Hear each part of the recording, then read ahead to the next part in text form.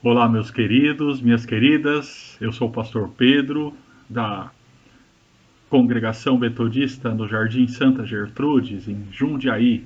E nós estamos aqui para mais um estudo sobre o livro do Apocalipse, parte 8 do estudo, capítulo 7 do livro. E hoje vendo, então, justamente aquela famosa passagem dos 144 mil. A pergunta que não quer calar é: você está entre os 144 mil que são selados aqui no capítulo de número 7 do Apocalipse? Vamos tentar responder se estamos ou não entre estes 144 mil do capítulo 7 do livro do Apocalipse. Bom, para a gente responder a isso, é bom a gente retomar um pouco do que foi trabalhado nas últimas semanas. Lembrando, então, que o Apocalipse ele tem um jeito de ser escrito muito envolvente, ele lembra um pouco assim flashes, clipes, é, ele tem toda uma dinâmica, essa dinâmica das visões, não é? Ele vai se desencadeando processos e de repente ele faz pausas e de repente ele se esparrama numa nova perspectiva. Então, se a gente for retomar as visões, né, a gente teve lá no capítulo 2 e 3 as cartas às igrejas lá da Ásia Menor, depois no capítulo de número 4 voltando aqui um pouco, nós temos essa visão do trono de Deus restabelecendo a ordem para aqueles primeiros cristãos e cristãs, ou melhor, aqueles cristãos e cristãs do século I. Olha, gente, a gente vive muitas dores, muitas angústias causadas pelos impérios deste mundo, mas no trono quem está sentado de fato é Deus, o Criador. Então, a quem, quando se estabelece essa verdade, a pergunta que se faz para os interlocutores é: a quem você vai tributar a sua lealdade? Dizer que ele está no trono é dizer a quem você tributa a sua lealdade. Você tributa a sua lealdade, no caso do primeiro século, a César, ou você tributa a sua lealdade ao Criador, ao Deus da justiça, ao Deus da construção da paz, e por aí vai. Então, essa pergunta se põe logo no início e logo depois nós temos então a visão do livro todo selado, ou seja, a revelação. Talvez a resposta dos cristãos e cristãs do primeiro século à visão do trono é assim: puxa, mas a gente não está entendendo o que está acontecendo, a gente não consegue enxergar aonde está a verdade dentro desse mundo de ilusões construído pelos sistemas e pelos próprios impérios, né, até aquele momento. Então, a visão do livro todo selado, e o livro começa a ser aberto no capítulo, os selos começam a ser abertos no capítulo de número 6, começa a se mostrar no capítulo 6 os mecanismos de dominação do império, a força, o exército, a marginalização, as pestes e por aí vai, até que então, ao se mostrar toda essa lógica inicial, né, o Apocalipse ele mostra e uma parte dele, mas qual é a resposta? É um diálogo o livro do Apocalipse, mas qual é a resposta? Quando se revela, né, os quatro primeiros selos, os quatro cavaleiros, né, aqui os quatro cavalos das cores, cada um representando um mecanismo de dominação do império, então vem uma resposta: puxa vida, mas até quando a gente vai sofrer na mão desse império? Então a primeira resposta ao clamor daqueles mártires, aqueles que foram mortos por causa da palavra de Deus, a primeira resposta a eles é assim: aguardem um pouco, vocês venceram já, porque vocês não se curvaram a esse império, mas vocês devem aguardar um pouco, porque tem mais gente lutando também contra esse império. Logo, então aguarde. A primeira resposta é essa, vocês vão ver outras respostas logo mais. E daí vem o sexto selo.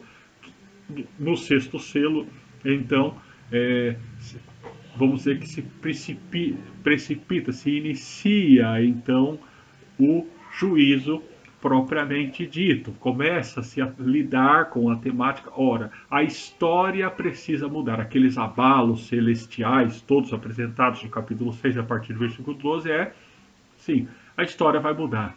A história precisa mudar radicalmente. E aí, quando se prenuncia uma mudança histórica, um abalo histórico, todos, diz o texto, os reis, os grandes, os comandantes, os ricos, os poderosos e até mesmo os escravos e todo livre, se escondem em cavernas e nos penhascos. Então, os abalos da história geram, obviamente, um abalo, a começar pelos mais poderosos, até com reflexo sobre todas as pessoas, não é? E todos, até aqui, entendamos assim, esse abalo, isso fere a todos e eles se escondem. Puxa, cair sobre nós, porque, né, fala para os montes e para os rochedos, cair sobre nós porque agora vem a ira do trono. Será que a ira do trono é indistintiva? Será que ela vai atingir a todos?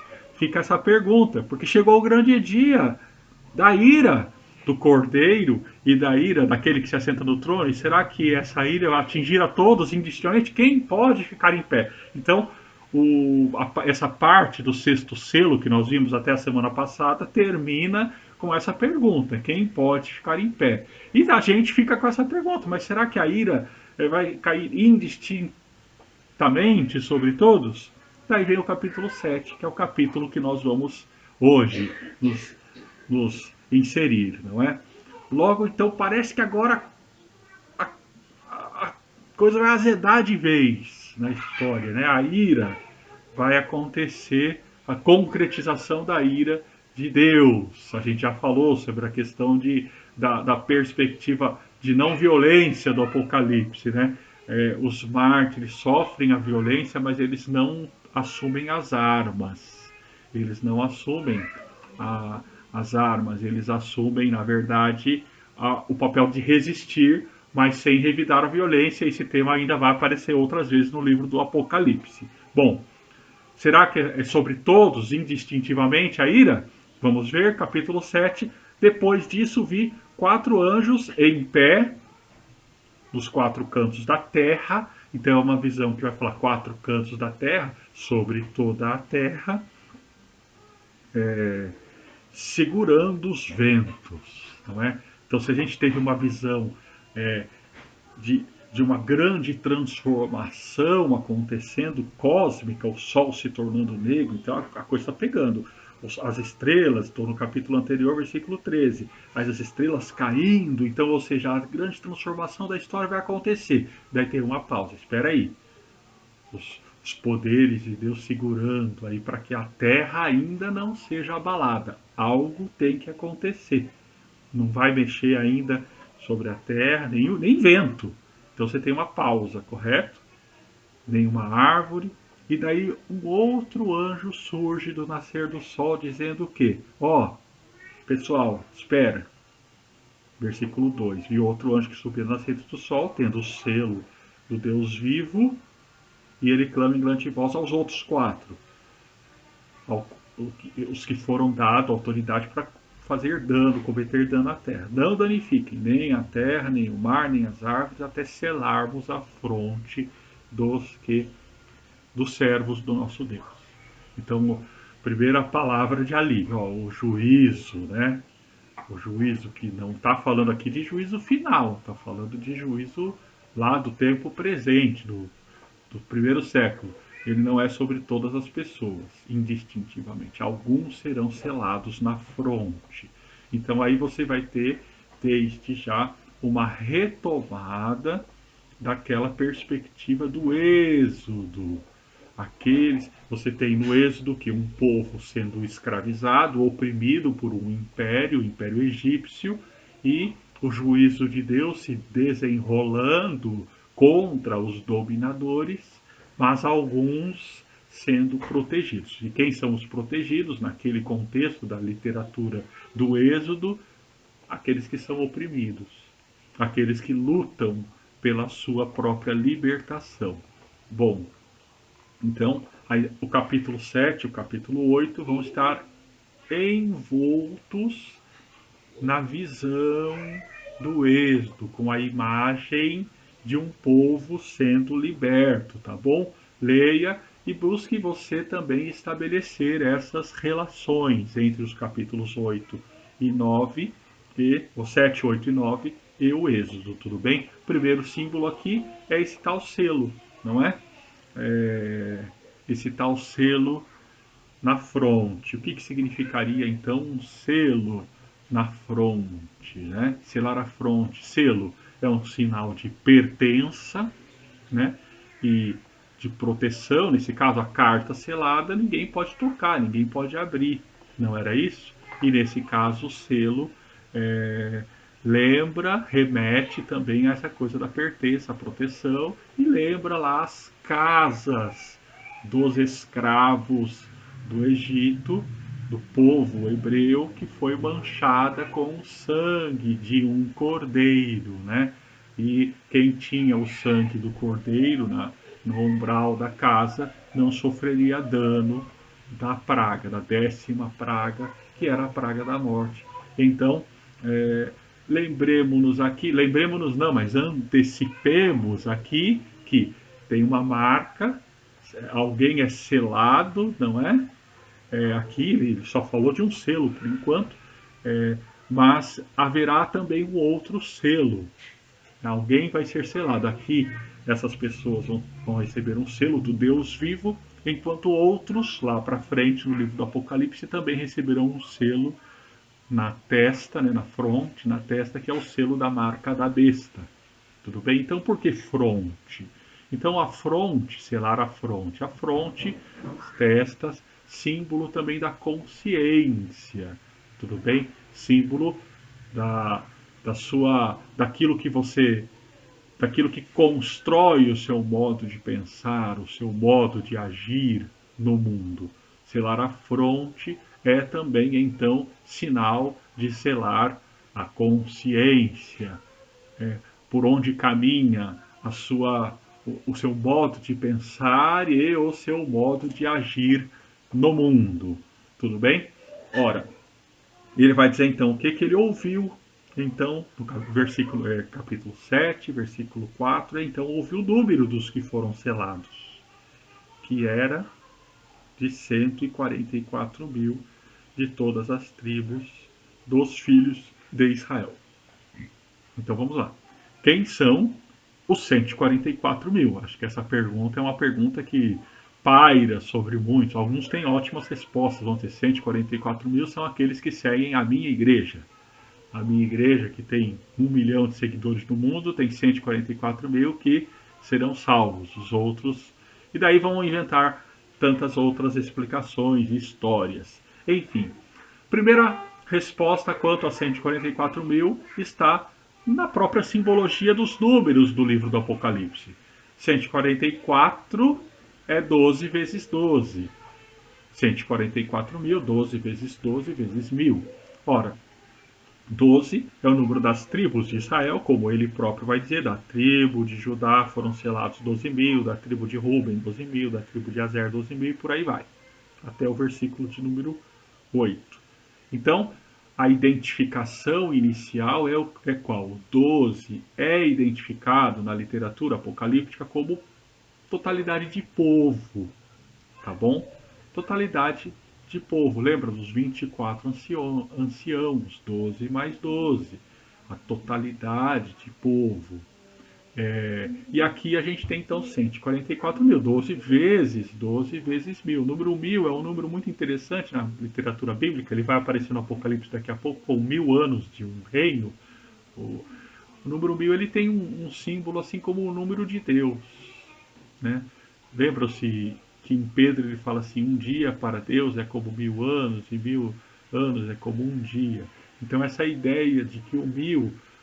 Vocês lembram quem foi o homem naquela literatura lá do Gênesis que viveu mais tempo? Ele viveu 1000 anos ou não? Não, ele não viveu, ele viveu 900 e tralalá, né?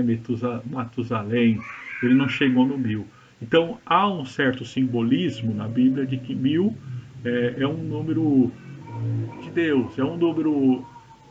Por que não fala incontáveis ainda nesse momento? Porque ele está falando de selar, né? Ele está falando de vidas, e vidas, ele quer dizer assim, ele sabe quais, é um número que Deus sabe, é um número que Deus conhece, é um número grande, é um número que pertence a Deus. Lembrem-se que a gente está falando aqui, a gente fala com facilidade de multiplicação, 12 vezes 1000, essas coisas todas, mas na antiguidade a matemática era diferente também, né? Existiam super avançadas, matemáticas avançadas, mas enfim, o número ele ganha um caráter muito mais simbólico, totalidade de um povo. Alguém poderia perguntar, mas só são judeus então? Porque fala de tribo, tribo de Judá, tribo de Naftali, tribo de Manassés. Será que são apenas judeus? Então, ponto importante para identificarmos, que nos ajuda, é que esses 144 mil vão aparecer daqui a pouco, lá no capítulo 14, de 1 a 5. Então eu quero trazer para vocês já o 14, sim, vou pedir para você ler lá depois. Ele tem pontos que eu não vou trabalhar agora, mas ele já fala, capítulo 14, de 1 a 5, ele vai dizer o quê? Olhei e eis que o cordeiro em pé sobre o monte Sião e com ele 144 mil, tendo nas frontes escrito o seu nome e o nome do seu pai.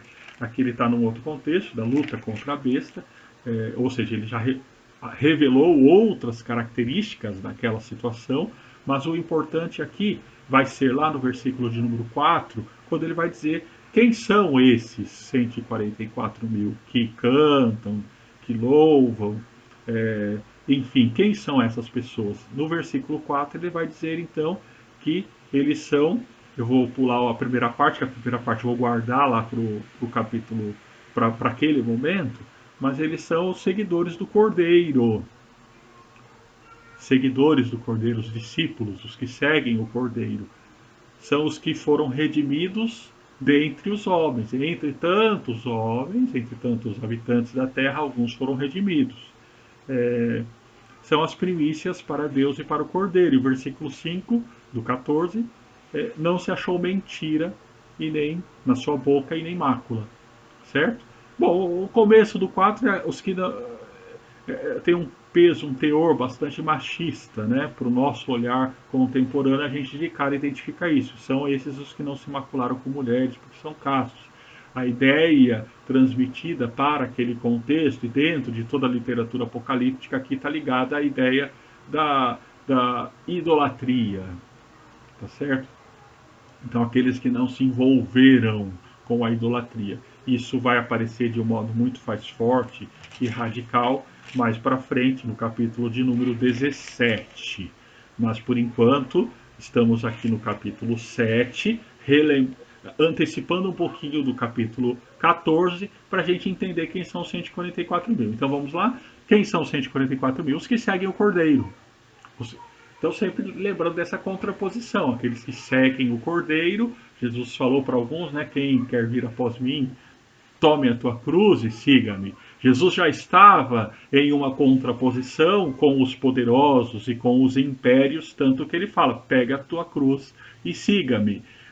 Tomar a cruz, uma atitude de rebeldia contra o império e, ao mesmo tempo, de não assumir a postura dos revoltosos judeus que falavam: pega a tua espada e vamos lutar contra o império. Então a postura de seguir ao cordeiro não é uma postura de neutralidade. Você tomar a cruz não significa estar do lado dos judeus, porque você não está tomando a espada, mas também não significa estar do lado dos romanos, porque você vai ser morto pelos romanos. Então a postura de Jesus é uma postura de radical, ele é degolado, né? A palavra, quando fala assim, foram mortos, no Apocalipse em geral está falando degolados, modo de morte aí dos romanos e muitos dos mártires, enfim. Então, o Cordeiro seguia. Quem são os 144 mil? Aqueles que seguem ao Cordeiro, aqueles que são discípulos do Cordeiro, aqueles que foram redimidos. Então, não são apenas judeus, tudo bem? 144 mil é o que? A totalidade do povo de Deus organizado na terra. Usemos 144 mil como símbolo dos que são aqueles que têm a consciência da sua missão, da sua tarefa na terra, que é a tarefa de seguir ao Cordeiro, de não seguir a lógica dos impérios na terra. Então, uma contraposição aos que têm a marca da besta. Penso que a gente precisa, então, eu faço uma relação que eu não li nos livros, mas na minha leitura do Apocalipse, como se dá a marca nos 144 mil? Eu penso que há muita relação com os, as cartas enviadas às 7 igrejas. Em que sentido? As cartas enviadas às 7 igrejas são um chamado para as igrejas, né, no capítulo 2 e 3, um chamado para que as igrejas assumam a consciência da sua atitude histórica. Lembre-se das cartas. Em geral, fala: eu conheço as tuas obras, arrepende-te, assume uma postura nesse contexto histórico. Então, o chamado para as igrejas à conversão. Então, eu falei aqui, então, 144 mil quem são? São o povo de Deus organizado na terra. Mas quem é o povo de Deus? O povo de Deus é quem faz parte da igreja? É quem aceitou a Jesus como Senhor e Salvador? Parece que não é simples assim, não é isso. Não é uma questão apenas de ter o nome num livro de rol da igreja. Não, a ideia é, eu cumpro os 10 mandamentos e eu sou cristão, eu fui batizado, o batismo é o selo. Parece que não é apenas isso. 144 mil aqui é quem? As próprias cartas apontam que não. Lembre-se, né? A carta a uma igreja chamada de Laodiceia, que Jesus não está dentro daquela igreja.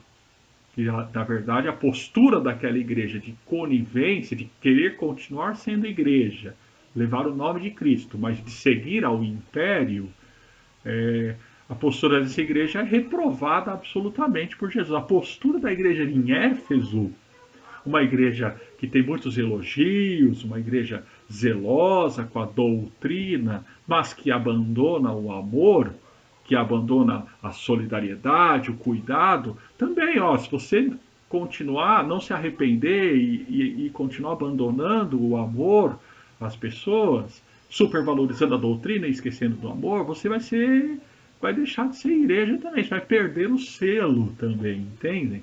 Você, você não tem o selo se você não segue a postura que, é claro, ela vai sendo explicitada cada vez mais no livro do Apocalipse. Então, 144 mil, nesse caso, são aqueles e aquelas que têm a consciência do Cordeiro, aqueles e aquelas em quem não se achou mentira na boca, de acordo com o Apocalipse 14, versículo de número, agora então, 5, mentira. A mentira no Apocalipse é um tema bastante importante, é um tema fundamental. Por quê? Porque a mentira é qual? A mentira fundamental é qual?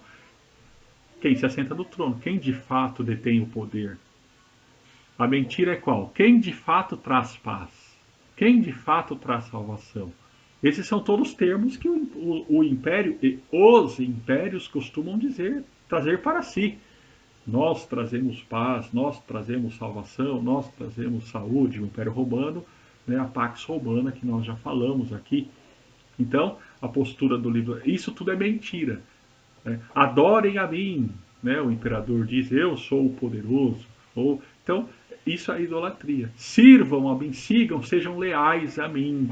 Não é? Sejam leais às armas. Ser leal a mim é ser leal às armas. Entende? Então, tudo isso é mentira. Então, aqueles que seguem o Cordeiro são aqueles que conseguem identificar a mentira. E eles, então, seguem o Cordeiro. A atitude deles, a consciência, a fronte deles está marcada pelo Cordeiro. Bom, naquele contexto, então, o que nós vemos aqui? Então, o livro do Apocalipse vai nos ajudar a responder à questão. Então, é, era só naquele tempo 144 mil? Então, quer dizer que 144 mil era algo do primeiro século? A próxima visão vai nos ajudar, a continuidade da leitura aqui do Apocalipse capítulo 7 vai nos ajudar a entender melhor isso. O que deve ficar fixo para a gente aqui, então, 144 mil não é um grupo apenas de judeus, não é um grupo apenas nominais de cristãos ou cristãs nominais, e sim daqueles que têm a consciência, a, a ação, aqueles que vivem de fato, que seguem ao Cordeiro. O segmento do Cordeiro se reflete não no segmento de doutrinas, no segmento de verdades postiças, de verdades ahistóricas, mas de verdades que se refletem no compromisso histórico. Mas agora, será que esses 144 mil se limitam àquele tempo? A próxima visão vai nos ajudar. Lembre-se que ele ouviu o número, mas agora ele vai ver algo. Versículo de número 9 vai dizer o que então? Depois disso, vi, e eis uma grande multidão que ninguém podia enumerar, de todas as nações, tribos, povos, línguas, em pé diante do trono e do Cordeiro, vestidos de vestiduras brancas e com palmas nas mãos. Então a gente já começa com algo aqui impressionante e muito interessante, que é o quê? Primeiro ponto que eu quero destacar para vocês. Aqui a gente tem uma visão celestial, ou seja, uma visão, sempre eles estão dentro daquele contexto celestial, né, e vim debaixo naquele contexto do trono, né, e diante do Cordeiro, ou seja, é uma visão aprofundada da história. Não é apenas aquilo que a gente enxerga com a nossa aparência, mas aquilo que a gente deve enxergar na verdade. E na verdade, aqui se responde à pergunta feita em Apocalipse 6:17. Aqueles que estão morrendo de medo da ira de Deus perguntam: quem pode ficar em pé? E aqui já é dada a resposta: eis que vi em pé diante do Cordeiro, diante do trono. Então tem alguns que conseguem ficar em pé diante do trono e do Cordeiro. Quem são esses? Essa é óbvio a pergunta que vai surgir na cabeça de todos, tanto que no versículo 13 do mesmo capítulo vai ser dito o quê? Um dos anciãos toma a palavra e pergunta: mas quem são esses? Olha, uma das respostas já tem, não é judeu apenas, não é cristão apenas, são pessoas de todas as línguas, de todas as nações, de todos os povos. Então há uma abertura muito grande, há uma multidão enorme, não é uma multidão inumerável, como diz aqui o texto. Algumas pistas são dadas já no capítulo no versículo 9, capítulo 7, versículo 9. Eles estão de branco, símbolo de vitória no livro do Apocalipse. Lembra? O cavalo branco é símbolo de vitória. Naquele caso do cavalo branco, é a vitória dos impérios. Os impérios vencem também e não é possível negar isso. É claro que haverá uma vitória muito maior e aqueles que estão de branco em pé são os vencedores. E eles têm palmas nas mãos. As palmas, os estudiosos não conseguiam achar muitos falando sobre as palmas, mas eu dei uma investigada geral na Bíblia, é muito interessante. As palmas, essa palavrinha grega para palmas, né, o ramo da palmeira, ela aparece só em João, no capítulo de número 12, quando, por ocasião da entrada de Jesus em Jerusalém. Já é um símbolo interessante, Jesus entrando numa das cidades que também tem um símbolo de império, é um duplo sentido no Apocalipse. Às vezes ela simboliza a opressão e a morte do profeta, e em outro momento vai ter uma nova Jerusalém. Mas enfim, lá naquele contexto da entrada de Jesus em Jerusalém, Jesus é aclamado por algumas pessoas que tiram ramos de palmeiras. Ora, os ramos de palmeiras, eles estão muito ligados na tradição do Antigo Testamento, especialmente a festa das tendas, né, a festa dos tabernáculos, lembrando do quê? O que a festa dos tabernáculos lembra? Lembra do povo que foi liberto do Egito. do povo escravizado no Egito, que foi liberto do poder da opressão e que precisou morar em tendas durante um período. Tá certo? Então, Palmeiras vai ter essa lembrança. Palmeiras vai ter a lembrança da construção do Templo de Salomão. Leia lá 1 Reis, ou melhor, 1 Reis 6, e no Templo de Jerusalém eram esculpidas sempre palmeiras, né? Ramos de palmeiras, palmeiras como símbolo também, então, da libertação. Então, as palmeiras, os ramos, as palmas, né, nas mãos, é, vão ter sempre essa simbologia ligada à libertação de um império, à libertação do jugo opressor. Ezequiel, capítulo de número 40, Ezequiel também tem uma profecia em um contexto no qual ele vai também vislumbrar o novo templo. E no novo templo é repleto de imagens relativas à palmeira. O que você tem de bonito, o Apocalipse ele vai misturando todas essas imagens, é que enquanto as imagens das palmeiras eram esculpidas no templo de Salomão e no novo templo de Ezequiel, aqui as palmeiras são sustentadas pela própria multidão. Ou seja, no Apocalipse será cara a imagem de que não há templo esculpido, não há templo construído por mãos humanas, mas o templo é o próprio Deus. E vocês lembram que já teve uma visão lá no capítulo de número 2 de uma das igrejas, que a promessa para ela: vocês vão ser coluna do templo, vocês são as palmeiras do templo.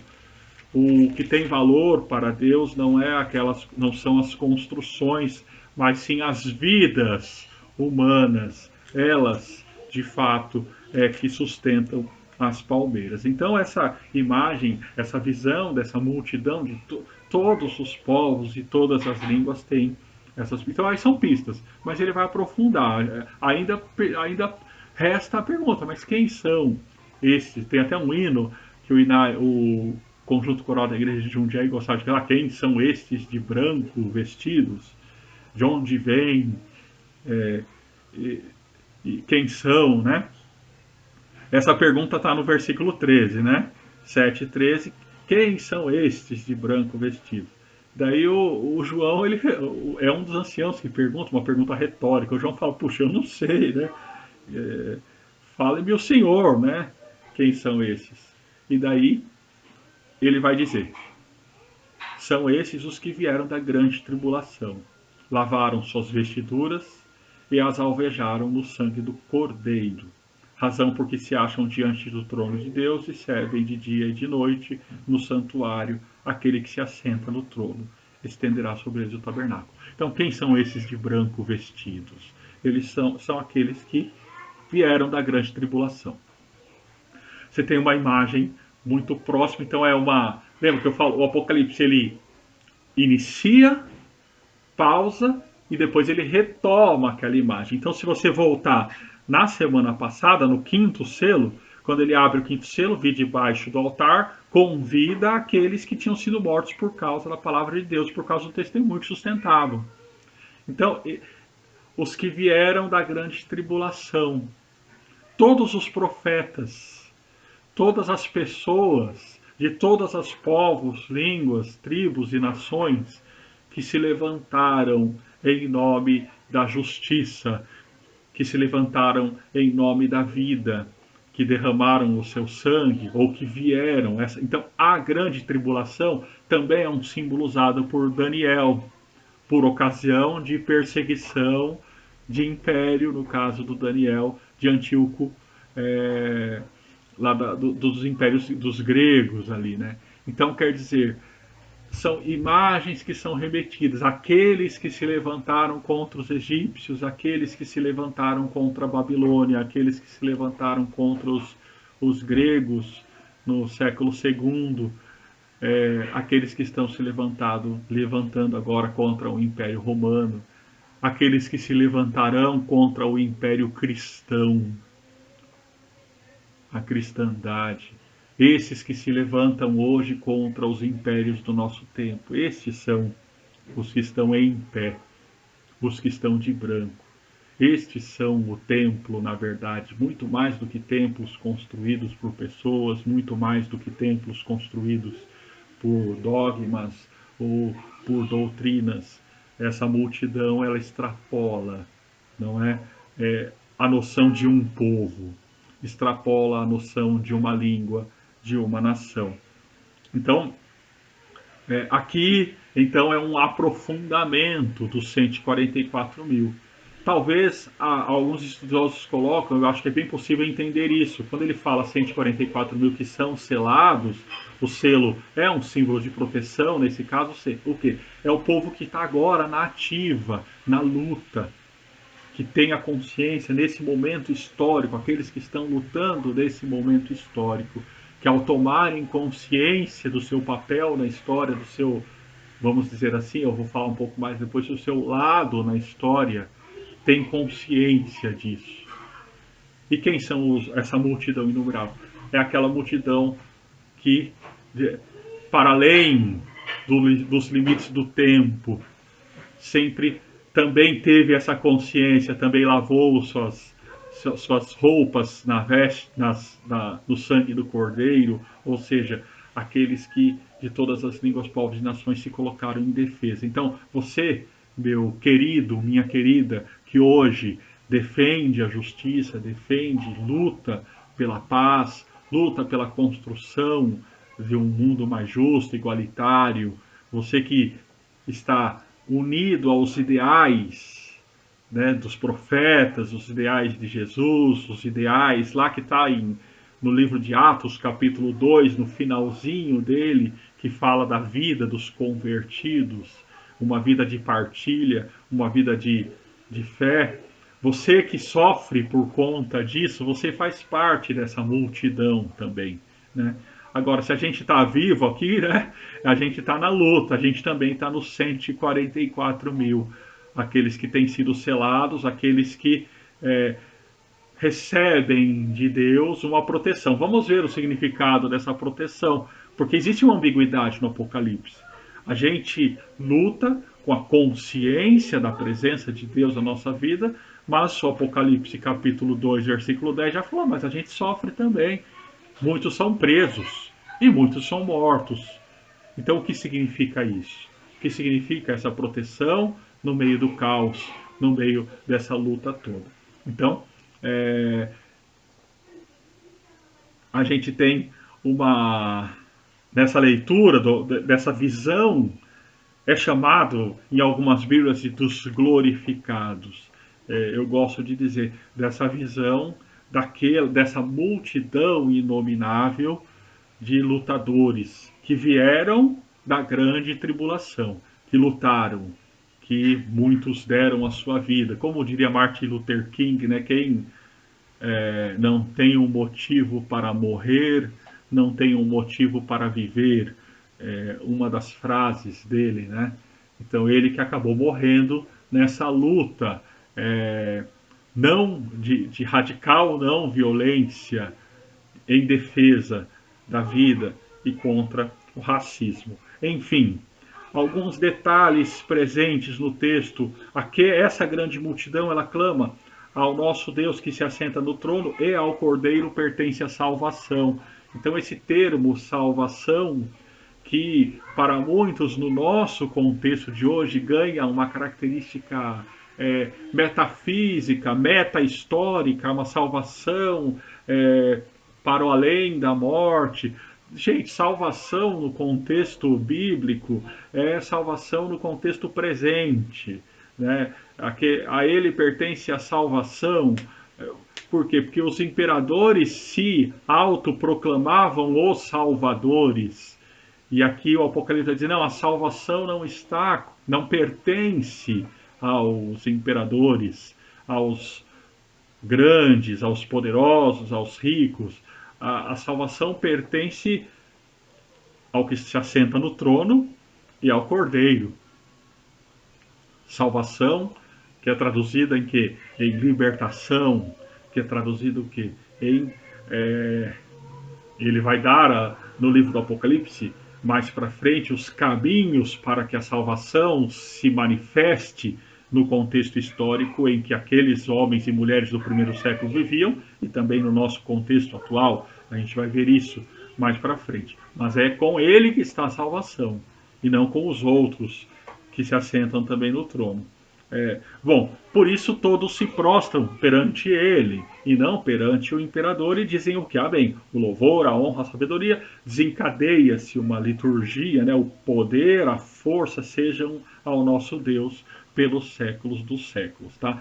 Gente, lembrem-se, o termo nosso Deus, o termo ao que está sentado do trono, o termo cordeiro não são termos neutros, não são apenas palavras.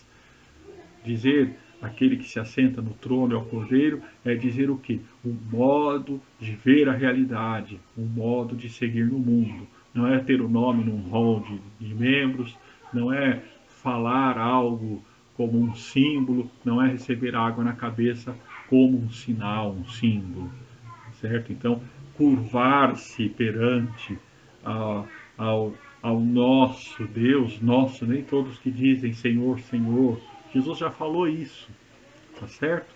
Retomemos as palavras de Jesus e vejamos quais são os símbolos de salvação apresentados por Jesus. Salvação, na perspectiva bíblica, está muito mais ligada aqui ao modo com que eu vivo no mundo, ao modo com que eu morro no mundo, inclusive, tá certo? Então, vamos aprofundar tudo isso mais e mais. Ora, então, no versículo 15, na segunda parte do versículo 15, depois dele dizer quem são esses, essa multidão inumerável que vem da grande tribulação, ou seja, essa multidão inumerável que tem resistido às opressões, que tem resistido em alguns contextos, perseguições radicais, a essa multidão inumerável que tem a consciência do significado de seguir ao Cordeiro, essa multidão toda que chora e que sofre também consequências por isso. Então vem uma promessa e você tem uma coisa interessante que é uma mudança do tempo do verbo, no versículo 15, na segunda parte. E aquele que se assenta no trono estenderá sobre eles a tenda, o tabernáculo. Eles estão com a palma na mão, veja só, então ele estende a tenda sobre eles, um símbolo belíssimo de acolhida, e daí jamais terão fome. Né? Quem se preocupa com fome no nosso contexto? Quem se preocupa com fome é quem está correndo atrás, no nosso contexto brasileiro, né? Quem se preocupa com fome? É quem está correndo atrás de receber seu auxílio emergencial, entende? Quem está na luta do dia a dia. Então essa é uma promessa para jamais terão fome, jamais terão sede, não cairá sobre eles o sol, nem ardor algum. Por quê? Porque o cordeiro que se encontra no meio do trono os apacentará. Você vê que o verbo mudou para futuro?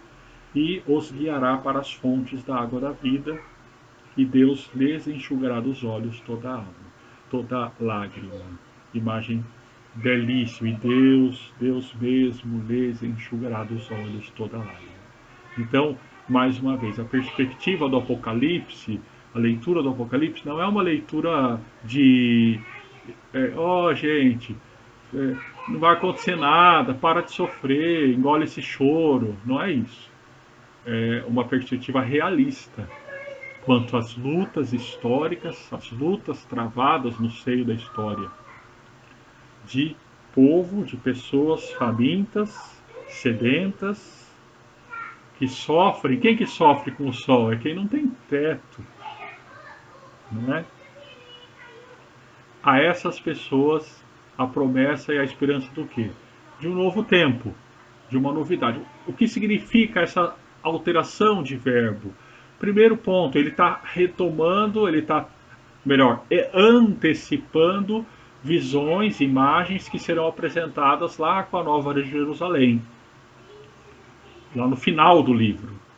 E o que aquelas imagens remetem? Quando a gente for estudar aquelas imagens, a gente vai aprofundar melhor, mas por enquanto, o que elas elas remetem ao desejo mais profundo, a luta, a utopia mais profunda do Apocalipse, a utopia mais profunda do povo de Deus, que é qual? A utopia de que a nossa utopia, né, o desejo ardente, o desejo, aquilo que orienta a nossa luta, de que não sejamos governados por déspotas, por bestas, como daqui a pouco vai ser apresentado, ou seja, por desumanos, mas que sejamos governados, apacentados pelo Cordeiro, por aquele que venceu o despotismo, por aquele que venceu o déspota, por aquele que governa com paz. O desejo de que não haja fome, o desejo de que não haja sede. Para a gente falar sede, a gente vai lá na torneira e pega água, né? Vamos pensar no primeiro século, a dificuldade de conseguir água. Vamos pensar hoje nas periferias do Brasil, a dificuldade de se obter água. Entendem? É preciso enxergar o Apocalipse com o olhar das periferias do primeiro século e com o olhar das periferias para as quais foi escrito o livro e das periferias do nosso tempo, para as quais o livro continua fazendo sentido. Se a gente se afasta do sentido do livro do Apocalipse, é porque a nossa mente ela vive outras realidades, ela vive outros confortos, outras dificuldades que fazem com que tudo isso seja estranho para a gente. Porque talvez, às vezes, a gente não esteja sentindo necessidade de libertação, porque estamos nos sentindo seguros. Daí vem uma pandemia, como a que a gente está vivendo, e ela revela de um modo mais absurdo, de um modo mais cruel, as desigualdades do nosso tempo. E daí, de algum modo, todos acabam terrivelmente se sentindo vulneráveis. E no contexto em que vivemos, se esclarece também outras questões, como os despotismos do nosso tempo, as opções que o nosso tempo também faz. Opções pelo segundo cavalo, pelo terceiro cavaleiro do Apocalipse, que é aquele que tem a balança, que é aquele que opta pela economia. Enfim, queria falar um pouco com vocês, à guisa de conclusão deste estudo de hoje, sobre isso. Alguns então vão dizer, Pedro, quando fala de alguns que estão com medo, alguns que não conseguem ficar em pé, alguns que recebem o selo do cordeiro e outros vão receber a marca da besta. Como que é isso então? Será que o Apocalipse fala de um mundo dividido? E a gente passou por muitas. Às vezes a gente acha que já viveu tudo, não viveu nada, né? A gente está aí esse sistema capitalista que a gente vive, por exemplo, é recente, é novo, século XIX, historicamente falando, ele é novo. É, essa, essa dualidade que se acentuou no nosso país nos últimos tempos, e daí todo mundo que não segue determinada linha é chamado de comunista, é chamado de esquerdista, é chamado de qualquer outra coisa. Quem vai em defesa dos direitos humanos, você é esquerdista. A realidade ela é muito mais complexa do que isso, não é? Mas a gente viveu no contexto brasileiro, talvez no mundo em grande medida, mas no Brasil, as décadas de 90, especialmente, um discurso muito forte de que não tem mais direita, não tem mais esquerda, não tem mais esse negócio de tá ultrapassada essa visão, a gente tem que estar todo mundo unido em torno do mesmo ideal. Será que é possível estar unido? Então, será que quando você fala aí do Apocalipse, dessas divisões, será que a gente não acentua as divisões que a nossa sociedade tem vivido? Será que isso é saudável no tempo de hoje? Puxa, a gente está no contexto de pandemia, será que a gente não tinha que estar todo mundo unido em torno do mesmo propósito? Gente, então, sim, eu acredito que é preciso união em torno do que necessita união. Mas o que aconteceu, talvez nos últimos anos, é, é que também houve um excessivo relativismo quanto a tudo. É, uma excessiva ideia, então, de que a opinião, eu tenho a minha opinião e a minha opinião ela é inalienável. E daí você tem hoje o conceito de liberdade de expressão sendo utilizado para veicular é, a morte das pessoas, o preconceito, o racismo, a defesa do feminicídio. É, eu sou um dos principais meios de informação que eu utilizo é o Twitter. O Twitter tem a vantagem de que, na minha visão, né, o Twitter tem a vantagem de que assim eu sigo algumas pessoas e eu consigo ver tanto o que a pessoa fala quanto o que as pessoas que se contrapõem a ela vão responder a esse discurso. Então, é uma visão bastante completa, eu diria, do que está acontecendo na realidade num tempo muito rápido, num tempo muito real. Então, o que a gente vê hoje é que é o discurso da liberdade de expressão. Então, eu sigo pessoas com as quais eu discordo de modo bastante absoluto e vejo cada absurdo que essas pessoas dizem, que essas pessoas falam, que essas pessoas divulgam, e elas falam: não, é minha liberdade de expressão. Então, a liberdade de expressar mentiras, entende? A liberdade de veicular mentiras que vão construindo a consciência das pessoas. Então, gente, a gente está num contexto em que a gente vive hoje, em que é sim, a gente precisa estar unido em torno do que nos une, mas a gente precisa ter clareza também de quem mente. A gente precisa aprofundar a visão crítica da realidade. Porque se a gente. Sabe o que a gente precisa aprofundar dentro do que a gente estudou hoje no Apocalipse? Quem nós estamos seguindo? Porque aquela multidão inominável era a multidão daqueles que seguiram ao Cordeiro. Compreendem? Quem a gente tem seguido? Quem você tem seguido? Seguido no sentido de construído o seu pensamento e a sua ação. Eu tenho dito, né, não é tão simples assim interpretar a realidade, por quê? Porque vão sendo colocadas massas, vão sendo colocadas camadas, algumas ideológicas, outras camadas de notícias falsas. Esses dias eu vi pessoas de uma igreja querida, elas compartilhando. Assim, a notícia explicava, gente, isso é mentira. E elas compartilharam aquela notícia como se isso fosse verdade, dizendo: olha lá, viu só? Olha lá. Eu falei: viu só o quê? A frase delas era uma frase que contradizia a notícia que elas veiculavam. Vocês dá para entender uma coisa dessa? Então a gente vive num contexto em que a gente. Sim, o Apocalipse ele fala sobre lados diferentes na história. Existem pessoas que se colocam do lado da defesa da justiça, contra as dominações opressoras. E existem pessoas que se colocam a favor, que defendem. Existem pessoas que se colocam contra as armas.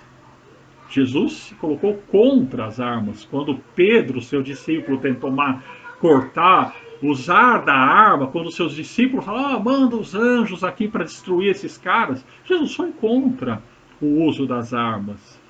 Então, vejam, é preciso estarmos unidos, mas é preciso também identificarmos de que lado estamos na história.